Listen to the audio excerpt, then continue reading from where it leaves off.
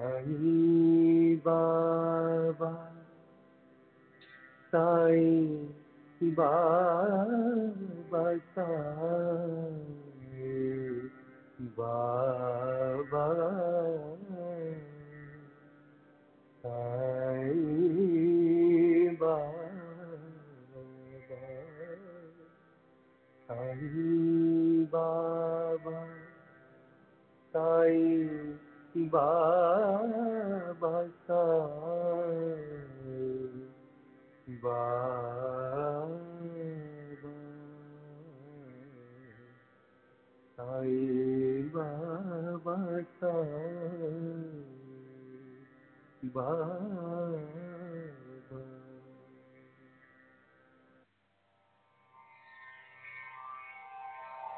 श्री सच्चिदानंद सद्गुरु साईनाथ महाराज की जय। सद्गुरु श्री साईनाथुनि शरद बाबू जी की जय।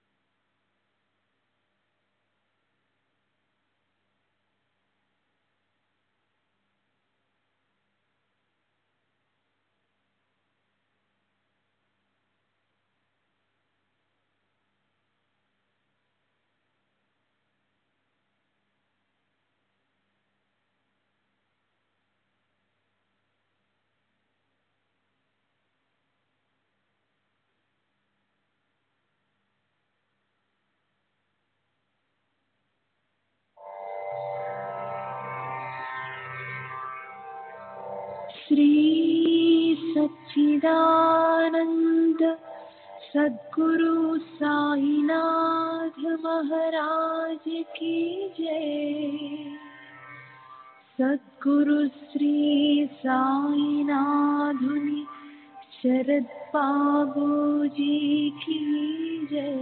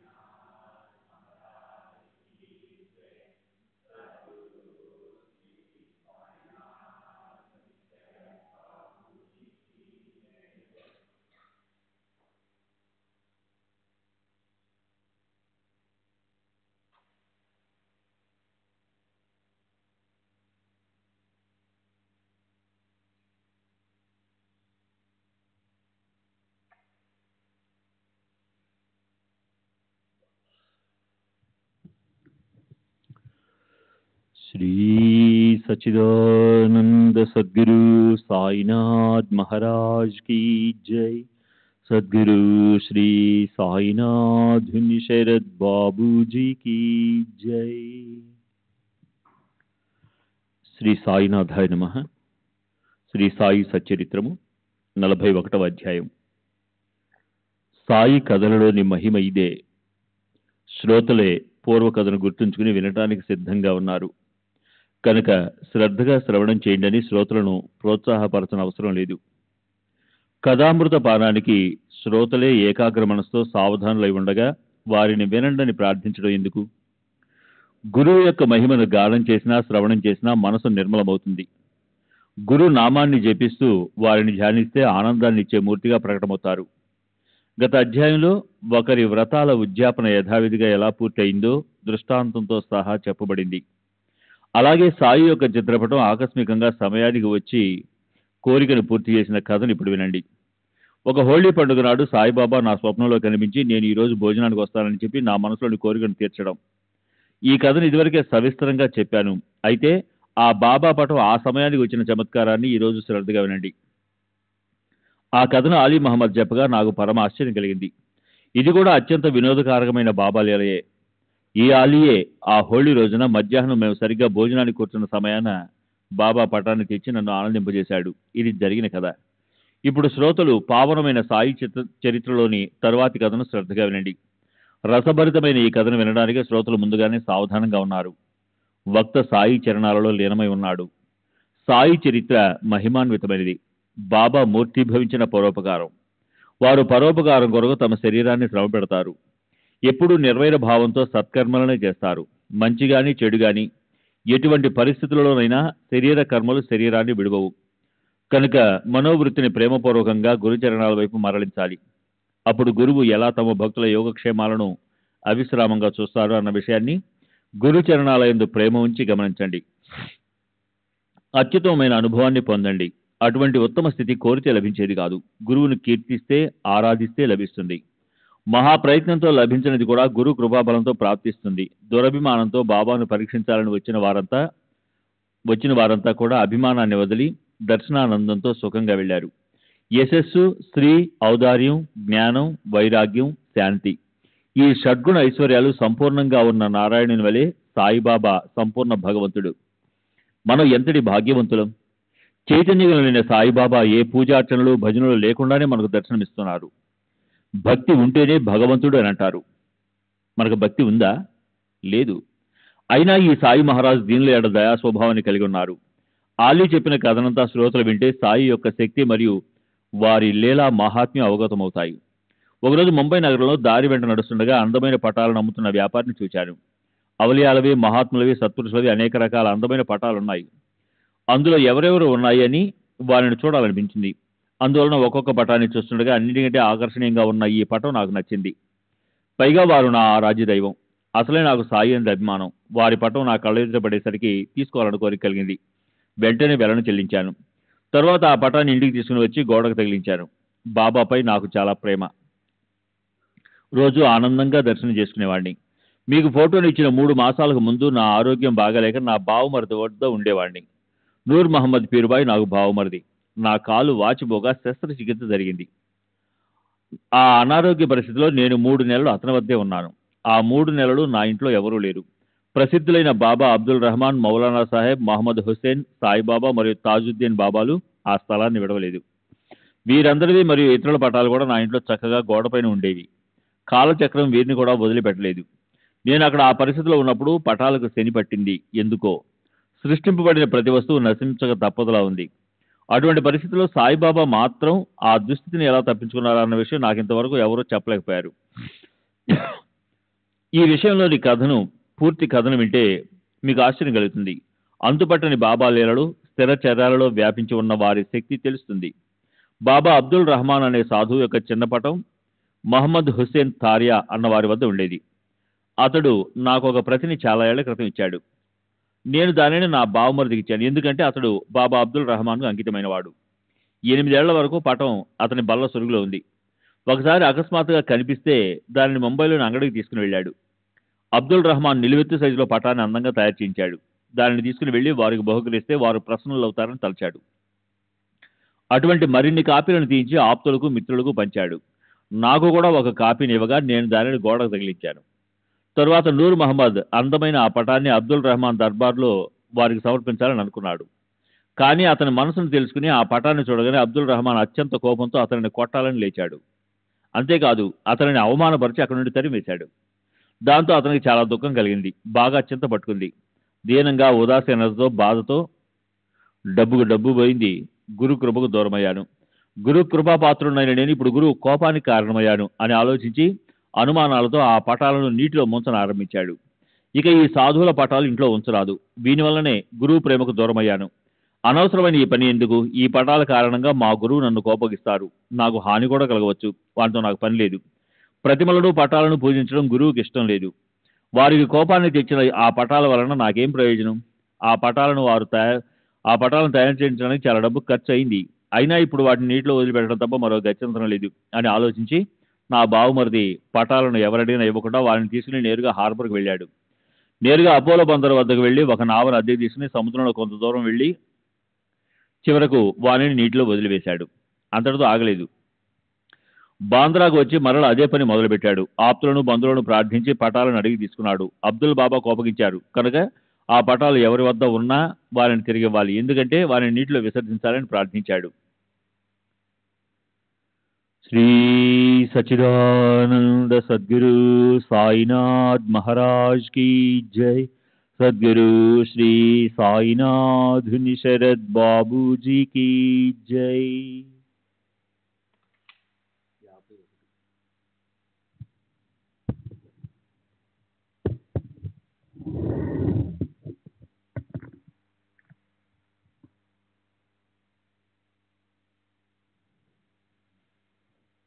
నాకు ఇచ్చిన కాపీని మరియు మా బావ నుండి సోదరు నుండి కూడా మొత్తం 6 పటాలను తీసుకున్నాడు. తర్వాత కోపంగా ఆ కాపీలను తీసుకుని వెళ్ళి బాంద్రాపట్నం దగ్గర సముద్రం నిండుగా ఉన్న చోటుకి వెళ్ళాడు. ఒక బేస్తవాడిని పిలిచి పటాలన్నిటినీ అతనికి ఇచ్చి సముద్ర జలంలో నిమజ్జనం చేయించాడు. అప్పుడు నేను అతని ఇంట్లో రోగగ్రస్తుడై ఉన్నాను. ఆ పటాలు నాకు కూడా కష్టాలు కలిగిస్తున్నాయని అతను నాకు బోధించాడు. వాటినన్నిటినీ సముద్రంలో వదిలివేసినప్పుడే నీ కష్టాలు తొలగిపోతాయని చెప్పాడు. నేను నా వ్యవహారాలను చూసుకుని నా గుమస్తాను పిలిపించి అతని చేతికి ఇంటి తాళం చెవినిచ్చి ఇంట్లో ఉన్న సత్పురుషుల పటాలన్నిటినీ తెప్పించి నా బావమర్దికి అప్పగించాను. బావమర్ది వెంటనే తోటమాలని పిలిచి అతని ద్వారా వారిని చింబాయి దేవాలయం వద్దనున్న సముద్ర జలంలో పడవేయించాడు. 2 మాసాలు గడిచాక నా ఆరోగ్యం బాగుపడి నా ఇంటికి వెళ్ళి అత్యంత ఆశ్చర్యపడ్డాను. మీకు ఇచ్చిన బాబా పటం ద్వారానికి ఎదురుగా ఉన్న గోడపై చక్కగా మునుపటి వల్లనే ఉండటం చూచి నేను చకితుడినయ్యాను. గుమస్తా అన్ని పటాలను తీసుకుని వచ్చాడు కదా, మరి ఇది మాత్రం విచిత్రంగా ఇక్కడ ఎలా ఉండిపోయింది అని అనుకొని వెంటనే ఆ పటాన్ని తీసి అల్మార్లో దాచి ఉంచాను. నా బావమర్ది కళ్ళలో పడితే వెంటనే తీసుకుని వెళ్ళి తన చేత్తో నీళ్ళలో ముంచేసి జల సమాధి చేస్తాడు అని అనిపించింది. ఈ పటాన్ని నా ఇంట్లో ఉంచరాదు. బావమర్ది చూస్తే నీటిలో ముంచి వేయిస్తాడు. ఇతరులకు భక్తులు కాని వారికి నిస్సందేహంగా ఇవ్వలేను. బాగా ఆలోచించకుండా ఎవరికైనా ఇస్తే పూజోపచారాలు సరిగ్గా జరుగుతాయో లేదోనని ఎంతో కాలం మనసులో ఆందోళన. ఈ పటం ఎక్కడ సురక్షితంగా ఉంటుంది? తమ ఇంట్లో ఉచితమైన స్థలంలో శ్రద్ధగా అట్టి పెట్టుకునే వారికి ఇవ్వాలి అని దీర్ఘంగా ఆలోచిస్తూ సతమతమవుతుంటే మౌలానా దర్బారుకు వెళ్ళి ఇస్ముకు వృత్తాంతాన్నంతా తెలియజేయమని సాయియే నాకు చక్కని ఆలోచన సూచించారు. నేను వెంటనే పీర్ మౌలానా దర్బారుకు వెళ్ళి ముజావర్ ఇస్మాతో సాదరంగా విషయమంతటినీ ఏకాంతంలో తెలియజేశాను. మీ వద్ద నిర్భయంగా ఉండవచ్చని మేము ఉభయలము ఆ రోజు నిశ్చయించుకున్నాము. ఈ సాయి సమర్థుని పటం మీ వద్ద సురక్షితంగా ఉంటుందని, దాన్ని మీ వద్దనే ఉంచాలని స్వయంగా వచ్చి మీకు సమర్పించాలని అనుకున్నాము. ఆ నిశ్చయం ప్రకారం పటాన్ని మీకు ఇచ్చాము. అప్పుడు మీరు భోజనానికి సిద్ధంగా ఉండటం చూచి మేము వెంటనే తిరిగి వచ్చేసాము. ఇంత కథను వినటానికి అప్పుడు మీకు తీరిక లేదు. సావకాశంగా చెప్పవచ్చని నేను వచ్చేసాను. ఇవాళ రేపు అని అనుకుంటూ మొత్తం 9 ఏళ్లు గడిచాక అకస్మాత్తుగా ఇవాళ ఇద్దరం కలుసుకున్నాము. గతించిన విషయాలను గుర్తుకు తెచ్చుకున్నాము.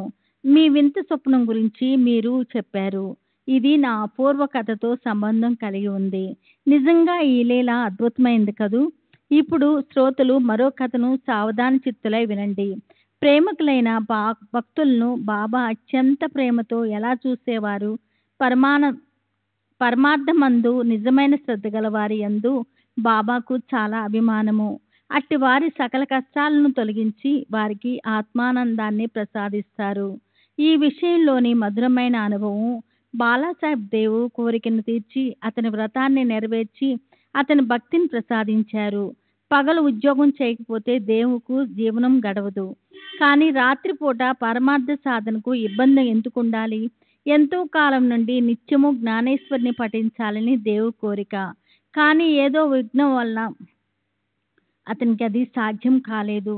ప్రతిరోజు నియమంగా భగవద్గీతలోని ఒక అధ్యాయాన్ని పఠించినట్లే జ్ఞానేశ్వరిని కూడా ఏ అంతరాయం లేకుండా పఠించలేకపోయేవాడు.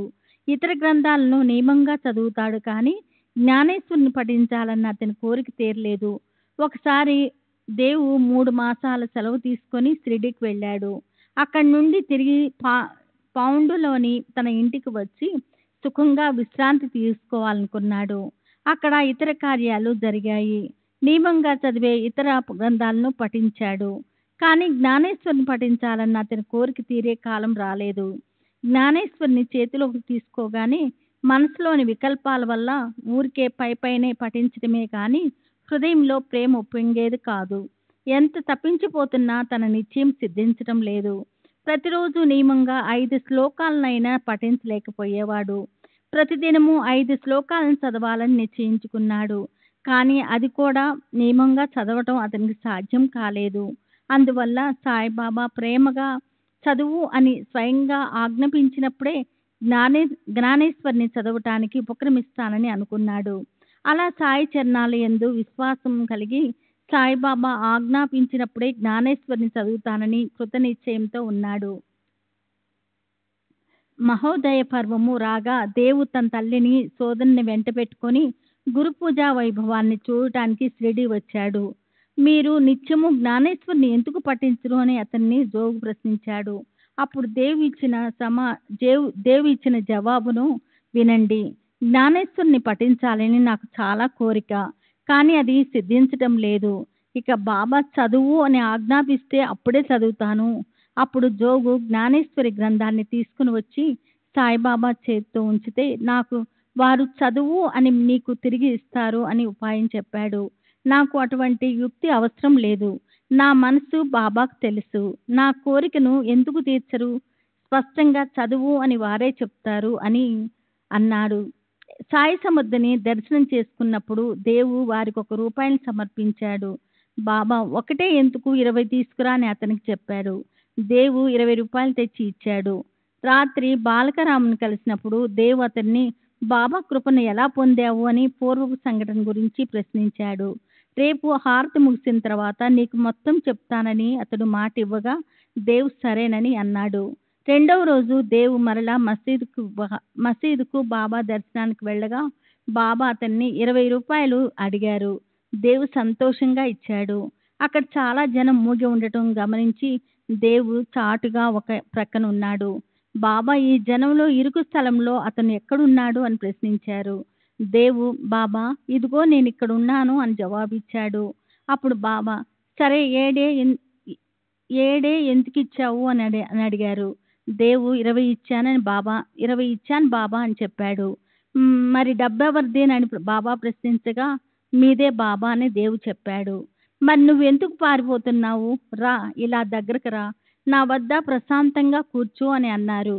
వారి ఆజ్ఞానుసారము దేవ్ వెళ్ళి కూర్చున్నాడు.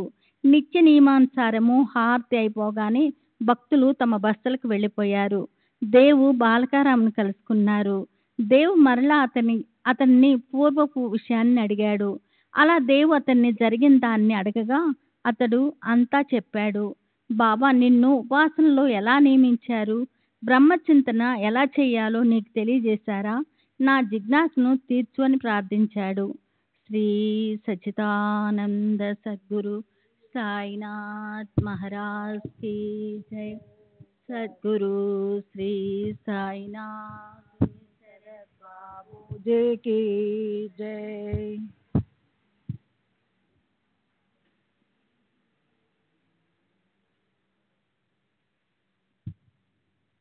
అలా దేవు అతనిని జరిగిన దానిని అడగగా అతడు అంతా చెప్పాడు. బాబా నిన్ను ఉపాసనలో ఎలా నియమించారు? బ్రహ్మచింతన ఎలా చేయాలో నీకు తెలియజేశారా? నా జిజ్ఞాసను తీర్చు అని ప్రార్థించాడు. దేవు జిజ్ఞాసను తీర్చాలని బాలకరాము జవాబు చెప్పనారంభించేసరికి బాబా దేవును పిలువనంపారు. సాయి ఎంతటి కరుణామయులు! దేవును పిలుచుకురమ్మని చంద్రుణ్ణి పంపారు. క్షణమైనా ఆలస్యం చేయకుండా దేవు శ్రీ సాయి వద్దకు వచ్చాడు. అప్పుడు సమయం సాయంత్రం 4 గంటలు. మసీదు చివర గోడపైన 2 చేతులు ఆనించి నిల్చొని శ్రీ సాయి ఎదుటే కనిపించారు. దేవు వెళ్ళగానే వారికి వందనం చేశాడు. బాబా అతనిని ఎక్కడ ఎవరితో ఏం మాట్లాడుతున్నావా అని ప్రశ్నించారు. కాకా దీక్షత్తు మేడపైన బాలకరాం చెప్తూ ఉంటే మీ కీర్తిని వింటున్నాను అని దేవు జవాబిచ్చాడు. 25 రూపాయలను పట్టుకురా అని బాబా దేవుకు ఆజ్ఞాపించారు. వెంటనే దేవు రూపాయలను తెచ్చి బాబాకు సమర్పించాడు. ఎన్ని తెచ్చావు అని బాబా ప్రశ్నించగా 25 అని దేవు చెప్పాడు. సరే రా వచ్చి కూర్చో అని బాబా అంటే దేవు బాబా వెంట మసీదులోనికి వెళ్ళాడు. బాబా స్తంభం వద్ద కూర్చున్నారు. మసీదులో రెండో వారు ఎవరూ లేరు. అప్పుడు బాబా నాకు తెలియకుండా నీవు నా గుడ్డ పీలికలను దొంగలించావు అని అన్నారు. గుడ్డ పేలిక గూర్చి నాకు తెలియదు అని దేవు చెప్పాడు. అయితే ఇక్కడే ఎక్కడో ఉంటుంది చూడు అని బాబా అతనితో అన్నారు. పాత గుడ్డ మొక్క ఇక్కడ ఎక్కడుంది అని దేవు అనగా బాబా లేచి బాగా వెతుకు, దొంగిలించే ఈ పాడుబుద్ధి మంచిది కాదు, దానిని ఎవరో అల్లరి కుర్రవాడు తీసుకొని పోయి ఉంటాడు, చూడు చూడు ఇక్కడే ఉండాలి అని అన్నారు. దేవు మరలా వెతికాడు, అయినా అది దొరకలేదు. అప్పుడు బాబా కనుబొమ్మలు ముడిచి ఇటు అటు చూచి దేవు వైపు దృష్టిని సారించి అతనిని గట్టిగా కోపడ్డారు. నీవే మోసగాడివి, ఇప్పుడు నీవు తప్ప పాతగుడ్డను దొంగలించడానికి ఎవరు వస్తారు? నీవే దొంగవని అనుకుంటున్నా. ఇక్కడికి రావడం ఇలా దొంగతనం చేయడానిక? నల్లటి వెంట్రుకలు తెల్లవైపోయినాయి, చెడు అలవాట్లు అసలు పోలేదు. నిన్ను కోస్తాను, గొడ్డలితో నరుకుతాను, చంపేస్తాను. నా చేతుల్లో నుండి ఎక్కడికి పోతావు? ఎక్కడికి పోయినా అక్కడికి కూడా వచ్చి నిన్ను చంపేస్తాను. ఇంటి నుండి సీడీకి రావడం దొంగతనం చేయడానిక? ఇదిగో నీవు తిరిగి తీసేసుకో, నా పాతగుడ్డ ముక్క తెచ్చి ఇవ్వు అని అంటూ సాయిబాబా కోపంతో ఎర్రబారిపోయారు. తిట్లను శాపాలను కురిపించారు. తల్లిని తండ్రిని ఉద్ధరించేలా తిట్టారు. కోపంతో అగ్గిలా మండిపడ్డారు. సాయినాథులు అలా కోపడుతూ ఉంటే దేవు ఆ లీలను ఆశ్చర్యంగా చూస్తూ ఊరికే నిలబడిపోయాడు.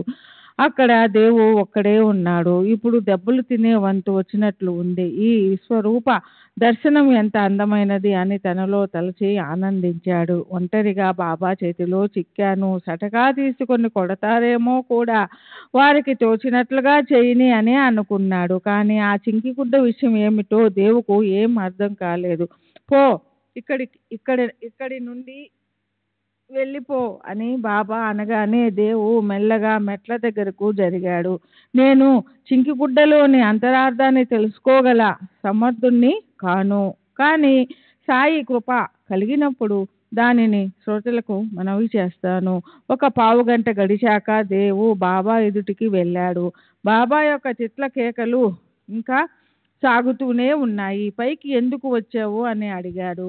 ఇక వెళ్ళు, వాడాకు వెళ్ళు అని చెప్పగా వారి ఆజ్ఞను శిరసావహించి వారి చరణాలకు నమస్కరించి వాడాకు వెళ్ళాడు. జరిగింది జరిగినట్లుగా విషయాన్నంతా యథార్థంగా జోగుకు బాలకరాముకు మనవి చేశాడు. అరగంట గడిచాక మళ్ళీ తిట్లు, శాపాలు, కేకలు. తర్వాత 4-5 గంటలు సమయం అప్పుడు బాబా ఏ భక్తులను పిలువనంపారు. దేవు కూడా అప్పుడు అక్కడికి వచ్చి అందరిలో కూర్చున్నాడు. ముసలోడి మనసు నొచ్చుకున్నట్లుంది అని శ్రీ సాయి అన్నారు. చింకిగుడ్డ కథ మాటేమిటో గాని అతనిని తిట్లతో బాగా గాయపరిచాను, కానీ అతడు దొంగలించాడు కదా, మరి గత్యంతరం లేక అనకుండా ఉండలేకపోయాను. అల్లా అంతా చూస్తాడు, అతనిని అల్లాయే బాగు చేస్తాడు అని చెప్పి క్షమాశీలి అయిన శ్రీ సాయి, తమ్ముడు దక్షిణను ఇస్తావా అని అడిగారు. ఎంత తీసుకుని రాను అని దేవు అడిగితే 12 తీసుకుని త్వరగా రా అని చెప్పారు. దేవు వద్ద నోట్ల కాగితాలే గాని చిల్లర రూపాయలు దొరకలేదు.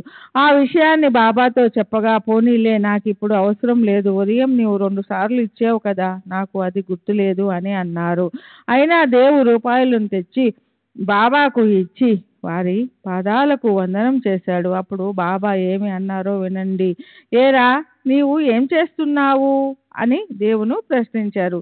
ఏం లేదు అని చెప్పగా నియమంగా గ్రంథాన్ని పఠించు అని దేవుకు ఆజ్ఞాపించారు. వెళ్ళి వాడాలో కూర్చొని నిత్యం నియమంగా గ్రంథాన్ని పఠించు. నీవు చదువుతూ భక్తిగా అందరికీ అర్థాన్ని తెలియజేస్తూ ఉండు అని చెప్పారు.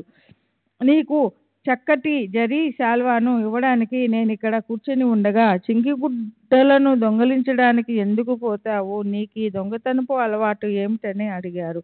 గ్రంథాన్ని పఠించు అని సాయి నోటి నుండి వచ్చిన మాట దేవుకు మనసులోని మాట అర్థమై అత్యంత ఆనందం కలిగింది. బాబా ఆజ్ఞానుసారం దేవు ఆ రోజు నుండి నిత్యం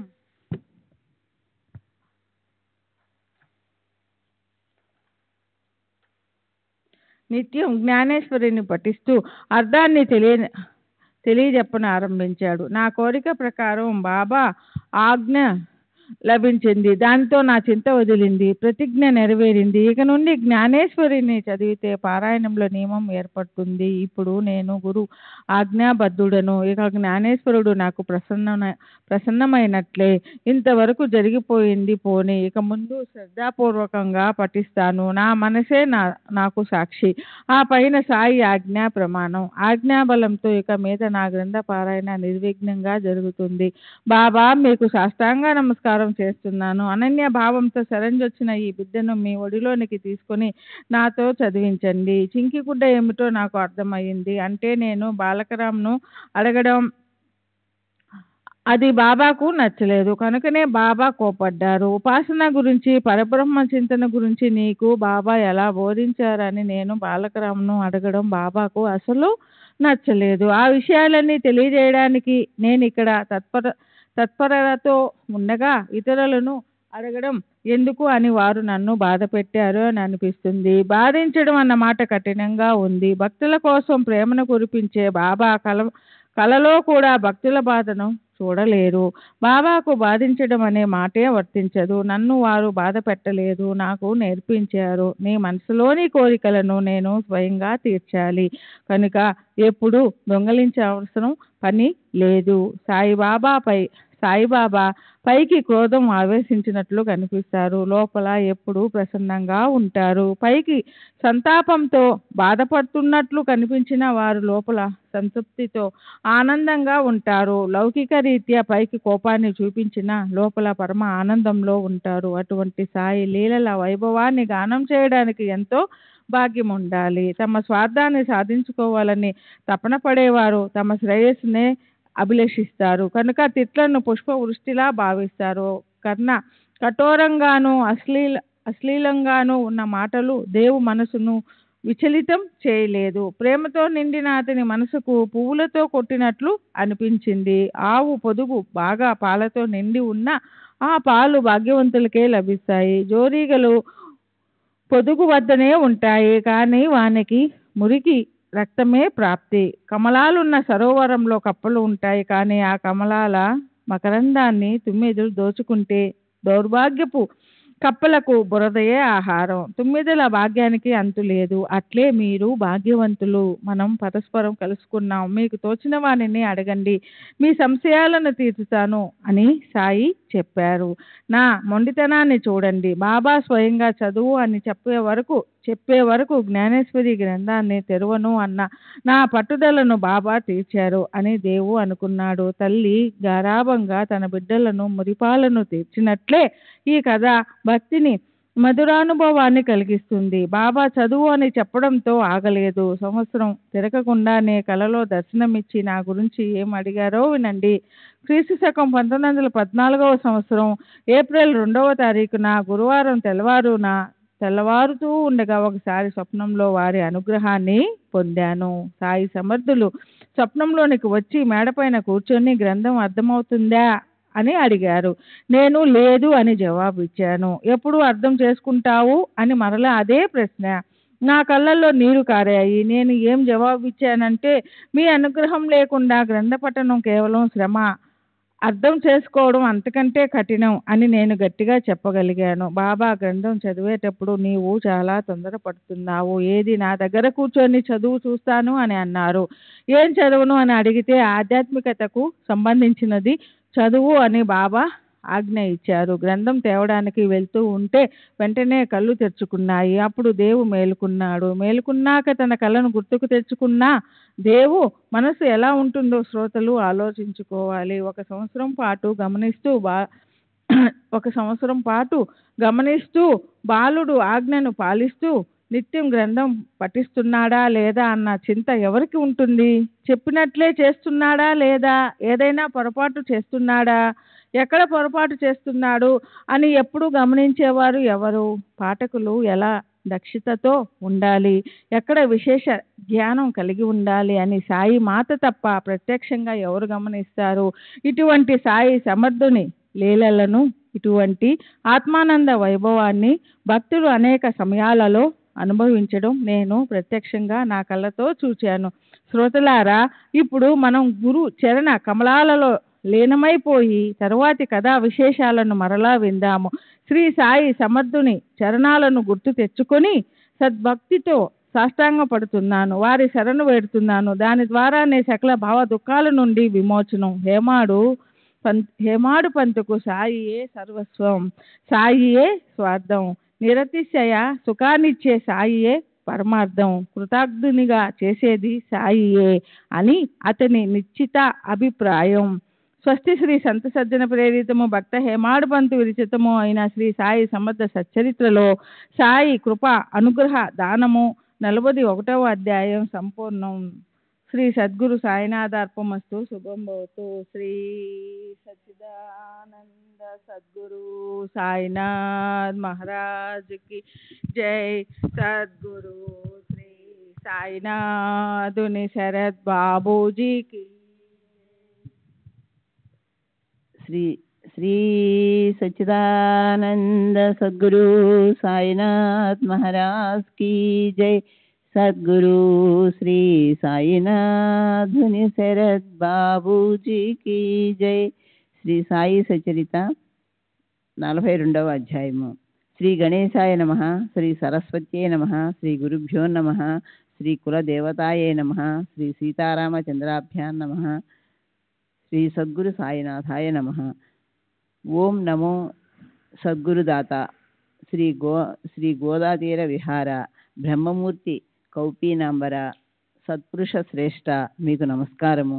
భక్తుల పాలిట కల్పతరువైన సాయి సత్పురుషుల అవతారము. వారు దీనులకు తమ పాదాల యందు ఆశ్రయాన్నిచ్చి భవనదిని దాటే మార్గాన్ని చూపుతారు. గత అధ్యాయంలో సాయి యొక్క పటం జల నిమజ్జనం నుండి ఎలా తప్పించుకొని రక్షించబడింది అన్న విశిష్టమైన మధుర కథ చెప్పబడింది.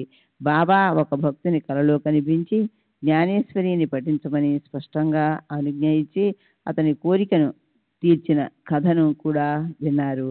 సారాంశం: గురు కృపాయోగం కలిగితే భవభయ దుఃఖాలు తొలగిపోతాయి. ముక్తి మార్గద్వారాలు తెరుచుకొని కష్టాలు సుఖాలుగా మారిపోతాయి. నిత్యం సద్గురు చరణాలను స్మరిస్తే విఘ్నాలను కలిగించే విఘ్నం తొలగిపోతుంది. మరణానికి కూడా మరణం వచ్చి ప్రాపంచిక దుఃఖాలను మరిచిపోగలదు. అందువలన శ్రోతలు తమ శ్రేయస్సు కొరకు ఈ సాయి సమర్థుని చరితాన్ని శ్రవణం చేయండి.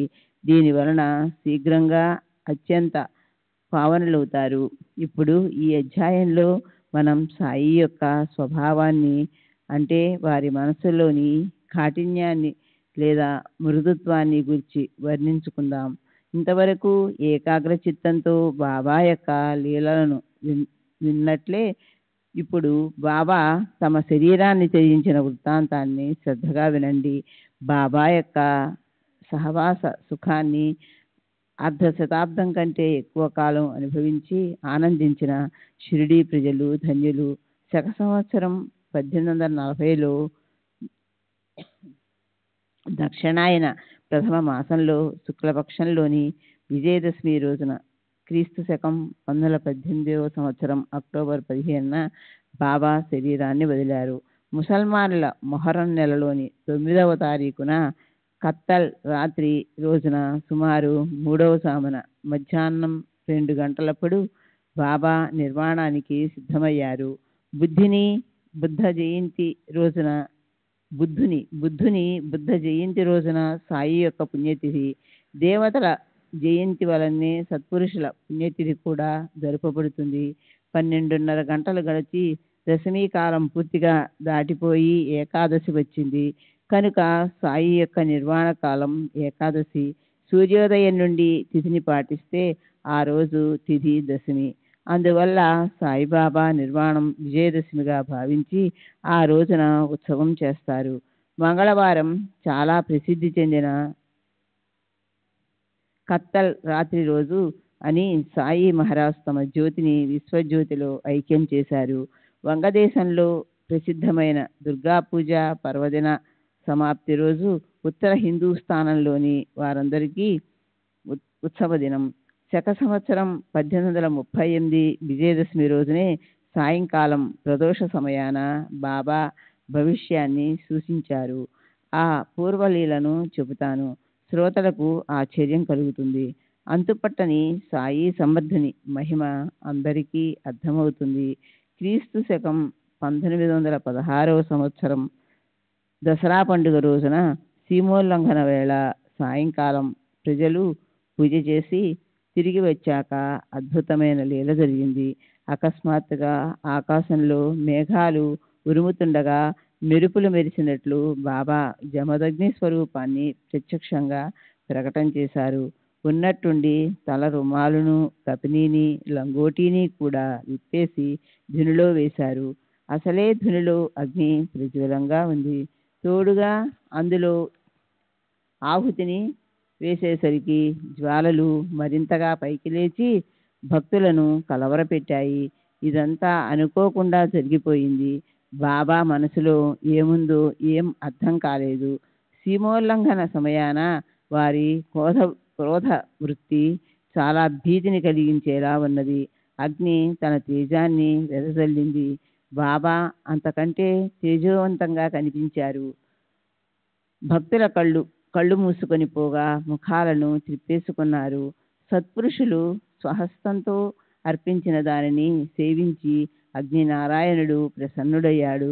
దిగంబరులైన బాబా పరశురాముని వలె ఉగ్రంగా అయ్యారు. వారిని అలా చూచిన వారి కళ్ళు ధన్యం. కోపంతో విప్పారిన బాబా కళ్ళు ఎర్రబారినవి. నేను హిందువునా మహమ్మదీయున్నా? ఇప్పుడు నిర్ణయించుకోండిరా. హిందువునా లేక యవనున్నా? బాగా నిర్ధారించుకోండి. మీ సందేహాలను తొలగించుకోండి అని గట్టిగా కేకలు వేశారు. ఆ దృశ్యాన్ని చూచి భక్తులు వణికిపోయారు. వారికి బాబా ఎలా శాంతిస్తారు అన్న చింత పట్టుకుంది.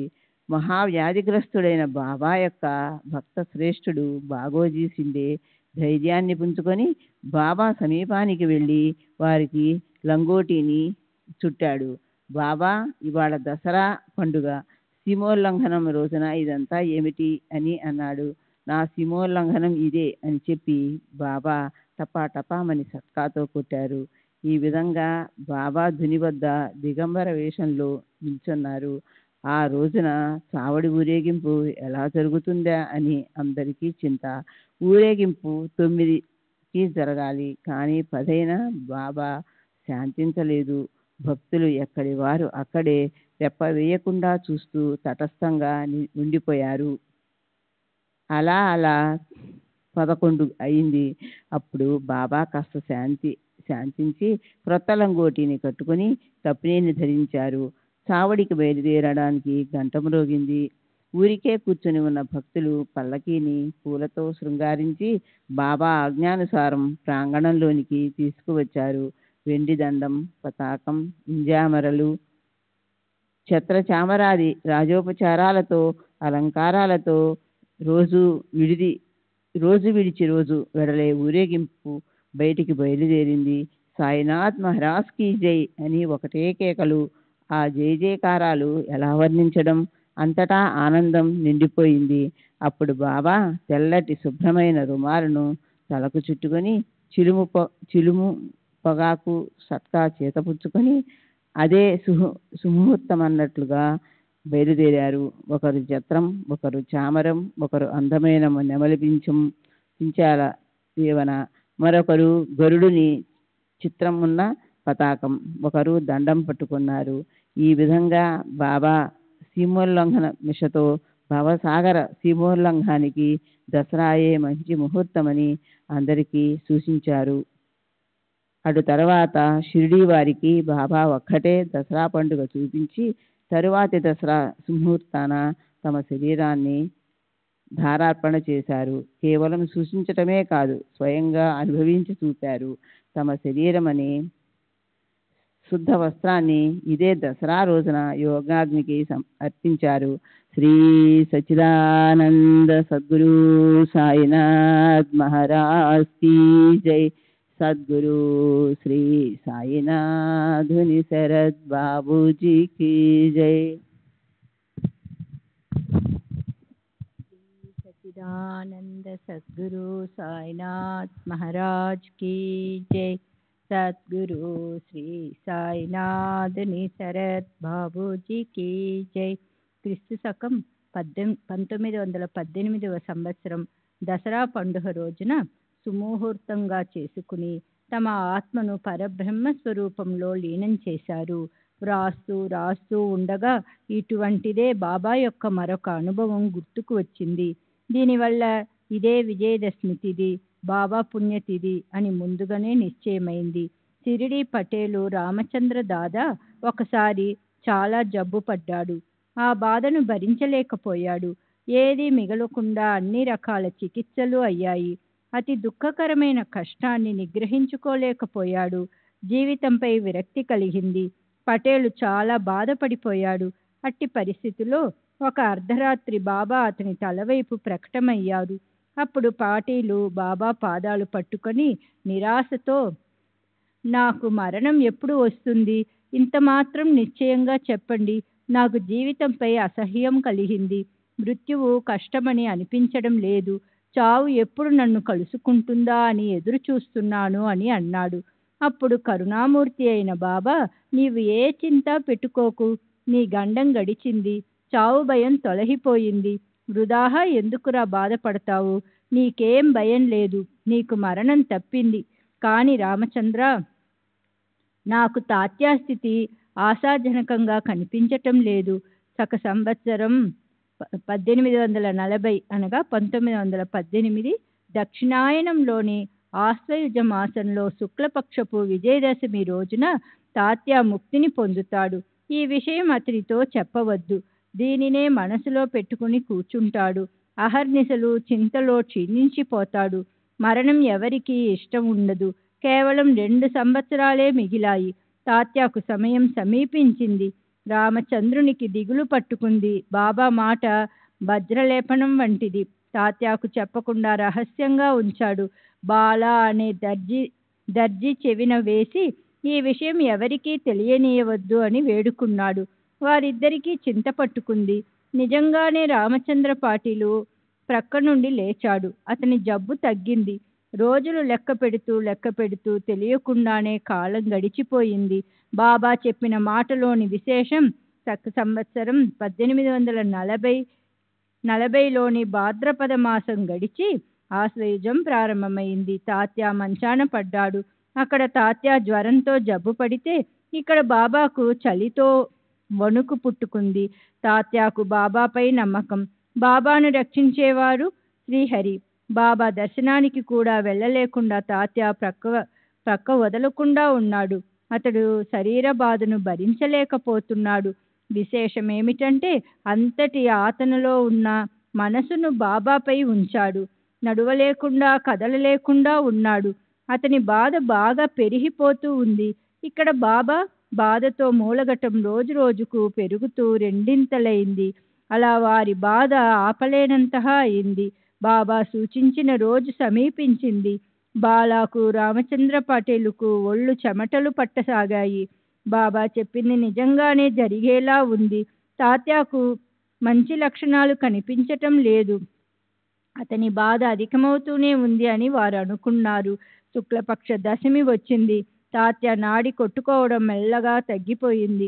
అతనికి మృత్యు సమీపించినట్లు అనుమానించి ఆప్తులు ఇష్టులు గాబరా పడ్డారు. కానీ విశేషం జరిగింది. తాత్యా గండం తప్పి తాత్యా కూడా బ్రతికిపోయాడు. అతనికి బదులుగా పోయినట్లు బాబాయే వెళ్ళిపోయారు. బాబా వాణిని గమనించండి. తాత్యా పేరు చెప్పి కాస్త వేళ తప్పకుండా ఆ సమయానికి తమ ప్రయాణాన్ని సన్నాహపరుచుకున్నారు. భవిష్యాన్ని నిదర్శనంగా సూచించారు. అయినా అంతా జరిగిపోయే వరకు ఎవరికీ అర్థం కాలేదు. తాత్యాకు బదులుగా బాబా తమ శరీరాన్ని ఇచ్చి తాత్యా మృత్యువును ఆపేశారని ప్రజలు అన్నారు. ఏమో, వారి లీల వారికే అర్థమవుతుంది. బాబా శరీరాన్ని వదిలాక సుప్రభాతాన అరుణోదయ వేళ వారు పండరీపురంలో దాసగణకు స్వప్న దృష్టాంతాన్ని కలిగించారు. మసీది కూలిపోయింది. షిరిడీలోని నూనె వ్యాపారులు అందరూ నన్ను బాగా కష్టపెట్టారు. నేను ఇప్పుడు అక్కడి నుండి వెళ్ళిపోతున్నాను. అందుకే నేను ఇక్కడి వరకు వచ్చాను. వెంటనే షిరిడీకి పద, వచ్చి నన్ను బాగా పూలతో కప్పు, ఈ నా కోరికను తీర్చు. ఇంతలో షిరిడీ నుండి ఉత్తరం అందగా బాబా సమాధి చెందినట్లు తెలిసింది. ఆ వార్త విని దాసగను తక్షణం షిరిడీకి బయలుదేరాడు. శిష్య పరివారాన్ని వెంట పెట్టుకుని వచ్చి సమాధి ఎదుట జయ జయ ఆకారాలతో రాత్రి పగలు భజన నామ సంకీర్తన చేశాడు. తను స్వయంగా హరినామంతో అత్యంత మనోహరంగా పూలహారాన్ని గుచ్చి ప్రేమతో సమాధిపై అలంకరించాడు. అన్న సంతర్పణ కూడా చేశాడు. ఆ అఖండ నామ ఘోషతో షిరిడి భూలోక వైకుంఠమైంది. ఆ నామం ప్రతిధ్వనిస్తూ ఆ ప్రాంతమంతా నిండిపోయేలా దాసగను నామాన్ని కురిపించాడు. బాబాను దసరా యందే ప్రీతి ఎందుకు అంటే సంవత్సరంలోని 3.5 రోజుల ముహూర్తాలలో దసరాను ప్రయాణ కార్యాలలో విశేష శుభ సమయంగా భావించటం అందరికీ విసిదమే. అయినా ఇది సమంజసం కాదు. రాకపోకలే లేని వారికి మరణం ఎక్కడ ఉంటుంది? అట్టి వారికి శుభముహూర్తం ఎందుకు? ధర్మ అధర్మ బంధనాలు లేని వారికి, సకల బంధనాలు విడిపోయిన వారికి, ప్రాణం పోవటం అనేది లేని వారికి నిర్యాణం ఎక్కడిది? బ్రహ్మోహేతి అన్నట్లు బ్రహ్మ వంటి బాబాకు రావడం పోవడం లేని సాయి మహారాజుకు మరణం ఎలా సంభవం? అసలు పయనమనేదే లేని వారికి ఉత్తరాయణమైతే ఏమి, దక్షిణాయనమైతే ఏమి? దీపపు జ్యోతి దీపంలోని మిళితమయ్యేలా వారు ప్రాణాలను పరబ్రహ్మలో విలీనం చేశారు. పంచభూతాల నుండి అప్పుగా తెచ్చుకున్న ఈ శరీరంతో తమ పనిని సాధించుకున్న తరువాత ఎవరిది వారికి తిరిగి ఇచ్చేయాలి కదా. బాబా భవిష్యత్తులో జరగవలసిన దానిని ముందుగానే సూచించారు. ఆ అమూల్యమైన సమయం గడిచిపోయింది. వారి కీర్తి శాశ్వతంగా నిలిచిపోయింది. శ్రీ సచ్చిదానంద సద్గురు సాయినాథ్ మహారాజ్ కీ జై. సద్గురు శ్రీ సాయినాథుని శరత్ బాబూజీ శ్రీ సచ్చిదానంద సద్గురు సాయినాథ్ మహారాజ్ కీ జై. సద్గురు శ్రీ సాయినాథుని శరత్ బాబూజీకి జై. పంచభూతాల నుండి అప్పుగా తెచ్చుకున్న ఈ శరీరంతో తమ పనిని సాధించుకున్న తరువాత ఎవరికి వారికి తిరిగి ఇచ్చేయాలి కదా. బాబా భవిష్యత్తులో జరగవలసిన దానిని ముందుగానే సూచించారు. ఆ అమూల్యమైన సమయం గడిచిపోయింది. వారి కీర్తి శాశ్వతంగా నిలిచిపోయింది. బాబాకు జ్వరం రావటం నెపం. వారు లౌకిక రీతిన అనుసరిస్తూ ఒకప్పుడు మూలుగుతూనో లేదా బాధపడుతూ పైకి కనిపించిన లోపల వారు ఎప్పుడూ సావధానంగా ఉండేవారు. ఆ రోజు ఉదయం సుమారు 9-10 గంటలప్పుడు నిర్వాణ సమయం సమీపించగా బాబా తమంతట తాము లేచి నిశ్చలంగా కూర్చున్నారు. ఆ స్థితిలో వారిని చూచి భయంకరమైన అశుభ సమయం దాటిపోయిందని అందరికీ అనిపించి ఆశా సముద్రం ఉప్పొంగింది. అందరూ అలా కూర్చుని దుఃఖిస్తుండగా బాబాకు అంతిమ సమయం సమీపించింది. అప్పుడు జరిగిన వృత్తాంతాన్ని వినండి. ప్రాణం వదలటానికి కాస్తంత ముందుగా బాబాకు ఏం తోచిందో తెలియదు కానీ వారు తమ చేతిని కఫ్నీ జేబులో పెట్టారు. అది దాన ధర్మాలు చేయవలసిన సమయమని తలచి కాబోలు. లక్ష్మీబాయి అనే సుగుణవతి పేరుకు తగినట్లుగా ప్రవర్తిస్తూ ఎల్లప్పుడూ సాయి చరణాలలో ప్రీతి కలిగి ఉండే ఆ స్త్రీ అప్పుడు సాయి సన్నిధిలో ఉంది. క్షణంలో తమ దేహావసానమని తెలుసుకుని బాబా జాగరూకతతో ఆమెకు ఆ అవసాన సమయంలో ద్రవ్యదానం చేశారు. ఈ లక్ష్మీబాయి సింధియే మసీదులో బాబా వద్ద నియమ నిర్బంధనాలను పాటిస్తూ పనులను చక్కగా నిర్వహిస్తూ ఉండేది. బాబా దర్బారు ఎవరికి ఏ అడ్డు ఆటంకం లేకుండా ప్రతిరోజు అందరికీ తెరిచి ఉండటం పరిపాటి. కానీ రాత్రి మాత్రం కఠిన నియమం. సాయంకాలం బాబా విహరించి తిరిగి రాగానే భక్తుల ఇళ్లకు వెళ్ళిపోయి మర్నాడు తెల్లవారిన తర్వాతే మసీదుకు వచ్చేవారు. కానీ భక్త మహల్ సాపతి దాదా కేల్కర్ లక్ష్మీబాయి భక్తి కారణంగా వీరికి రాత్రి వేళలందు నిషేధం ఉండేది కాదు. ఈ లక్ష్మీయే ప్రతిరోజు ఎంతో ప్రేమగా బాబాకు భోజన వేళలో రొట్టె కూర పంపేది. ఈమె సేవను ఎంతని వర్ణించను. ఈ రొట్టె కథను వింటే బాబా యొక్క దయాద్ర హృదయం మరియు శ్వాన సూకరాలలో వారి ఆత్మైక భావం తెలిసి ఆశ్చర్యాన్ని కలిగిస్తుంది. ఒకసారి సాయంకాలం బాబా తమ ఛాతీ గోడ కానిచ్చి ప్రేమగా ముచ్చటిస్తూ ఉండగా అక్కడికి లక్ష్మి వచ్చింది. తాత్యా పాటిలు ఇంకా ఇతరులు కూడా బాబా వద్ద ఉన్నారు. లక్ష్మి వచ్చి బాబా పాదాలకు వందనం చేసింది. అప్పుడప్పుడు బాబా ఆమెతో, లక్ష్మి, నాకు ఆకలి వేస్తుంది అని చెప్పారు. ఆమె, బాబా, నేను ఇప్పుడే వెళ్ళి రొట్టె తీసుకుని తిరిగి వస్తానని చెప్పి వెళ్ళి వెంటనే రొట్టెను చేసి కూర పచ్చడితో సహా తీసుకువచ్చి ఆ అల్పాహారాన్ని బాబా ఎదుట ఉంచింది. బాబా ఆ విస్తరిని తీసి కుక్క ఎదుట ఉంచారు. వెంటనే లక్ష్మి, బాబా, మీరిలా చేశారేమిటి అని ప్రశ్నించింది. నేను ఇంత త్వరగా వెళ్ళి రొట్టె కూరను తయారు చేసి తెస్తే ఇదేమి విడ్డూరం బాబా, కుక్కను బాగా సంతృప్తిపరిచావు. నీకు ఆకలి వేస్తూ ఉంది కదా, మరి ఇదేం విచిత్రం, ఒక్క ముక్కైనా నోట్లో వేసుకోలేదు, అనవసరంగా నన్ను తొందర పెట్టావు. బాబా ఆమెతో, ఎందుకు వృధాగా బాధపడతావు, ఈ కుక్క కడుపు నిండితే నేను తృప్తి చెందినట్లే అని తెలుసుకో. ప్రాణులన్నిటికీ ఆకలి ఒక్కటే. ఈ కుక్కకు ప్రాణం లేదు, అది మూగజీవి అయితేనే మాట్లాడేవాణ్ణి, మూగజీవి అయితే నేను మాట్లాడేవాణ్ణి అంతే.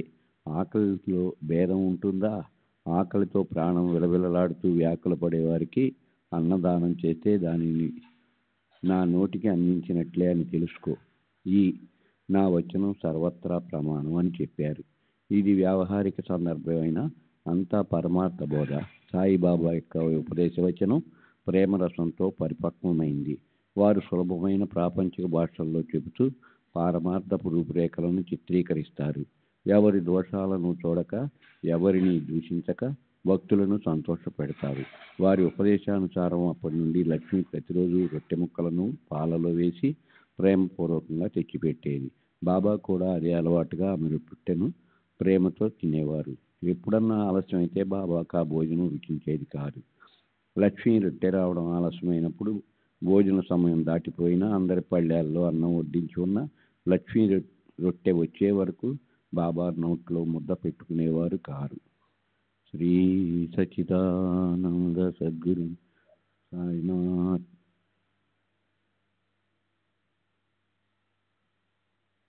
మహారాజ్ కీ జై.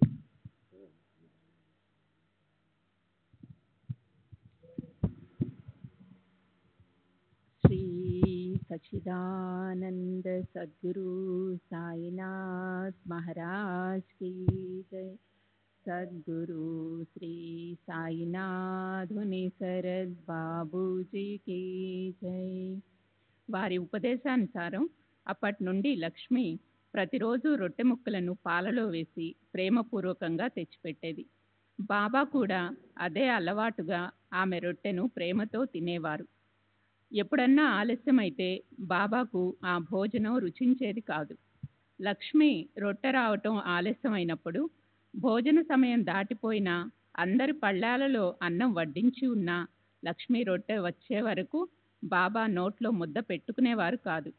పళ్ళెంలోని అన్నం చల్లబడి నీరు గారిపోయినా అంతా ఆకలితో అలమటించిపోతూ కూర్చోవటమే కానీ లక్ష్మి రొట్టె రాకుండా భోజనం చేసేవారు కారు. తర్వాత కొంతకాలం వరకు బాబా ప్రతిరోజు 3:30 గంటలప్పుడు లక్ష్మితో సేమ్యాను తెప్పించుకొని ఆమె వద్ద కూర్చొని సేవించేవారు. బాబా అతి పరిమితంగా సేవించి మిగిలిన దానిని బాబా ఉచ్చిష్ట ప్రసాదాన్ని ప్రీతిగా కోరుకునే రాధాకృష్ణబాయికి లక్ష్మి ద్వారానే పంపించేవారు. సాయి యొక్క శరీర విసర్జన వృత్తాంతాన్ని చెబుతూ సంబంధం లేని ఈ రొట్టె కథ ఎందుకు అని శ్రోతలు అనకండి. ఇది సాయి యొక్క సర్వవ్యాపకత్వాన్ని తెలియచేస్తుంది. సకల చరాచర దృశ్యాలకు అతీతంగా ఉన్న పరాత్పరులైన సాయి అంతటా ఎప్పుడూ నిండి ఉన్నారు. వారికి జననం లేదు. వారు అమరులు. ఈ తత్వాన్ని తెలియచేయటమే ఈ కథ యొక్క ఉద్దేశం. లక్ష్మికి సంబంధించిన ఈ మధుర వృత్తాంతం సహజంగా గుర్తుకు వస్తే ఇది శ్రోతల కోసమే అని నేను భావిస్తాను. ఇటువంటి లక్ష్మి యొక్క సేవ బాబా ఎలా మర్చిపోగలరు? వారు ఎంత బాగా గుర్తుంచుకున్నారో ఆ విషయాన్ని శ్రద్ధగా వినండి. తమ శరీరం చిక్కి నీరసించిపోయినా ప్రాణం కంఠం వరకు వచ్చిన బాబా తమ శరీర అవసాన సమయంలో లక్ష్మికి స్వహస్తాలతో దానం చేశారు. ఒకసారి 5, మరోసారి 4 రూపాయలను జేబులో నుండి బయటకు తీసి ఆమె చేతిలో ఉంచారు. బాబా చేసిన చివరి దానం ఇదే. ఇది నవవిధ భక్తికి గుర్తుగానా, లేక ఇది దుర్గా నవరాత్రి పూజలయ్యాక సీమోల్లంఘన రోజున ఇచ్చే దక్షిణ, లేక శ్రీమద్ భాగవతంలో శ్రీకృష్ణుడు ఉద్ధవునితో చెప్పిన శిష్యుల నవలక్షణాలను బాబా గుర్తుకు తెచ్చారా? ఏకాదశ స్కంధంలో 10వ అధ్యాయంలో 6వ శ్లోకం యొక్క విశేషాన్ని గమనించండి. శిష్యులు గురువుల అనుగ్రహాన్ని సంపాదించుకోవటానికి ఎలా ప్రవర్తించాలో చెప్పబడి ఉంది. పూర్వార్ధంలో 5ను, ఉత్తరార్ధంలో 4 చెప్పినట్లుగా బాబా కూడా అదే క్రమంలో అదే ఉద్దేశంతో ఇచ్చినట్లుంది. శిష్యుడు గౌరవ మర్యాదలను ఆశించనివాడు, గర్వం లేనివాడు, ఏ మమకారం లేని గురుసేవాపరుడు, నిశ్చలమైన మనస్సు కలవాడు, పరమార్థ జిజ్ఞాసపరుడుగా ఉండాలి. అసూయ, వ్యర్థ ప్రేలాపన లేకుండా ఉండాలి. ఇటువంటి లక్షణాలతో తమ గురువును సంతుష్టపరచాలి. ఇదే సాయినాథుల ఉద్దేశం. ఈ విధంగా తెలియచేశారు. కరుణామయులైన సత్పురుషులు ఎప్పుడూ భక్తుల శ్రేయస్సును మాత్రమే ఆలోచిస్తారు. లక్ష్మి తినటానికి బాగా ఉన్న భాగ్యవంతురాలు. ఈ 9 రూపాయలు ఆమెకొక లెక్క. వానిని ఆమె దిగదూడ్చి పారేయగలదు. అయినా కానీ ఆమెకు ఆ దానం అపూర్వమైనది. ఆమె పరమ భాగ్యం కారణంగా సాయి కృపా ప్రసాదమైన ఇలాంటి నవరత్నావళిని సాయి యొక్క కరకమలం ద్వారా పొందింది. ఇలా ఎన్నెన్నో 9 రూపాయలు ఖర్చయి ఉంటాయి. కానీ ఈ దానం అత్యంత అపూర్వం. ఆమె జీవించి ఉన్నంత వరకు ఆమెకు సాయి స్మరణ ఉంటుంది. సాయిబాబా తమ శరీరావసానం సమీపించినప్పుడు లక్ష్మిని బాగా గుర్తుంచుకొని ఆమెకు 4 మరియు 5 రూపాయలను ఇచ్చి జీవితాంతం ఆమె వారిని స్మరించుకునేలా చేశారు. బాబా ఎంతో సావధానంతో తమ వద్ద ఉన్న వారినందరినీ భోజనానికి పంపించి ఊరి వారిని ఒకరిద్దరిని మాత్రం కూర్చుండనిచ్చారు. ప్రేమికులైన కొంతమంది బాబా భక్తులు ఆ క్లిష్ట సమయంలో బాబా వద్ద నుండి వెళ్ళకూడదు అని తలచి వారి వద్ద నుండి వెళ్ళము అని మొండికెత్తారు. కానీ అంతిమ సమయంలో ఎవరి మోహంలోనూ పడే అపాయం లేకుండా బాబా వారినందరినీ త్వరగా తరిమివేశారు. తమ నిర్వాణ సమయం అతి దగ్గరలో రానున్నదని తెలుసుకొని బాబా బాపుసాహెబ్ బుట్టిని, కాకాసాహెబ్ దీక్షిత్ని వాడాకు వెళ్ళండి, భోజనం చేసి మరలారండి అని చెప్పారు. భక్తుల దుఃఖాన్ని చూసి బాబా మనస్సు విచలితమైంది. అందుచేత వెళ్ళండి వెళ్ళండి, భోజనం చేసి రండి అని అందరికీ ఆజ్ఞాపించారు. అహర్నిశలు వారి సమీపంలో ఉంటూ ఎల్లప్పుడూ వారి సాంగత్యంలో ఉండేవారు. వారి మనసు బాధపడుతున్నా బాబా ఆజ్ఞానుసారం లేచారు. ఆ సమయంలో వారి సాన్నిధ్యాన్ని వదలలేరు. వారి ఆజ్ఞను ఉల్లంఘించనూ లేరు. బాబా మనసు బాధ పెట్టలేక వాడాకు భోజనానికి వెళ్ళారు. బాబా బాధ భయంకరంగా అధికమవుతూ ఉంటే ఇక ఎక్కడి భోజనం, ఎక్కడ తినటం? ప్రాణాలు బాబా వద్ద చిక్కుకుపోయాయి. ఒక్క క్షణమైనా బాబా యొక్క విస్మరణను సహించలేకపోయారు. వెళ్ళి భోజనానికి కూర్చున్నారు. ఇంతలో వెంటనే పిలుపు వచ్చింది. అర్ధ కడుపుతోనే పరుగున వచ్చారు. కానీ బాబాను కలుసుకోలేకపోయారు.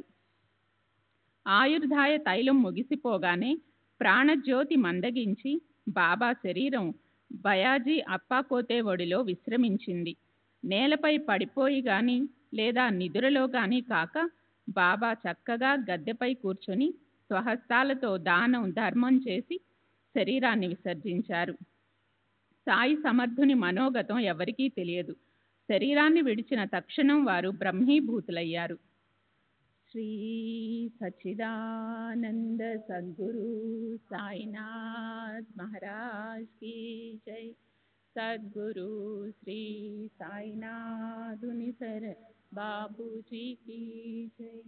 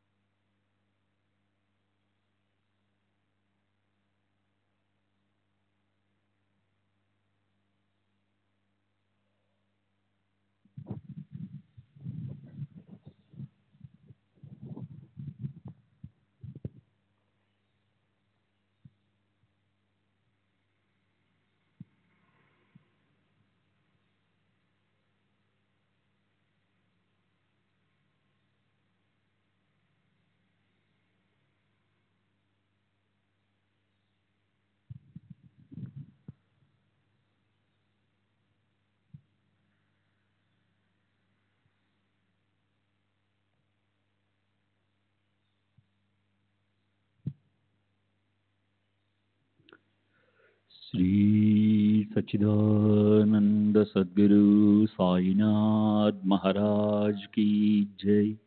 सद्गुरु श्री साईनाथ शरद बाबू जी की जय।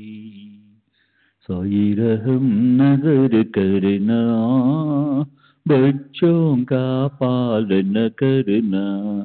साई रहम नजर करना, बच्चों का पालन करना। जाना तुमने जगत पसार, सब ही झूठ जमाना। जाना तुमने जगत पसार, सब ही झूठ जमाना। साई रहम नजर करना, बच्चों का पालन करना। साई रहम नजर करना, बच्चों का पालन करना। मैं अंधा हूँ बंदा आपका, मुझसे पथ दिखलाना। मैं अंधा हूँ बंदा आपका, मुझसे पथ दिखलाना। साई रहम नजर करना, बच्चों का पालन करना। साई रहम नजर करना, बच्चों का पालन करना। दासगणों कहे अब क्या बोलूं, थक गई मेरी रसना। दासगणों कहे अब क्या बोलूं, थक गई मेरी रसना। साई रहम नजर करना, बच्चों का पालन करना। साई रहम नजर करना, बच्चों का पालन करना। रहमो नजर करो अब मोरे साई, तुम बिना नहीं मुझे माँ बाप भाई। रहमो नजर करो मैं आंधा हूँ बंदा तुम्हारा, मैं आंधा हूँ बंदा तुम्हारा, मैं ना जानू मैं ना जानू मैं ना जानू अल्लाह इलाही।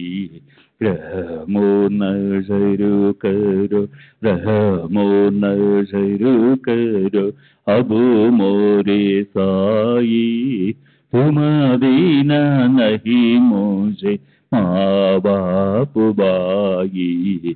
रहमो नजर करो काली जमाना मैंने गमाया, काली जमाना मैंने गमाया, साथी आखिर का साथी आखिर का साथी आखिर का, तुम बिना कोई। रहमो नजर करो रहमो नजर करो अब मोरे साई, तुम बिना नहीं मुझे माँ बाप भाई। रहमो नजर करो अपने मस्जिद का झाड़ू गलो है, अपने मस्जिद का झाड़ू गलो है, मालिक हमारे मालिक हमारे मालिक हमारे, तुम बाबा साई। रहमो नजर करो रहमो नजर करो अब मोरे साई, तुम बिना नहीं मुझे माँ बाप भाई। रहमो नजर करो। श्री सच्चिदानंद सद्गुरु साईनाथ महाराज की जय। सद्गुरु श्री साईनाथ धुनि शरद बाबू जी की जय।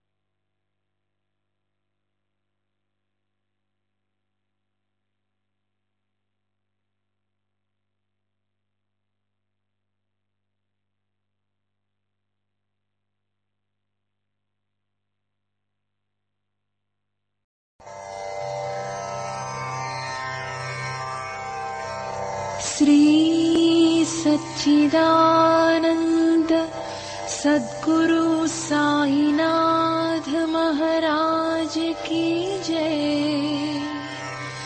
सद्गुरु श्री साईनाथुनि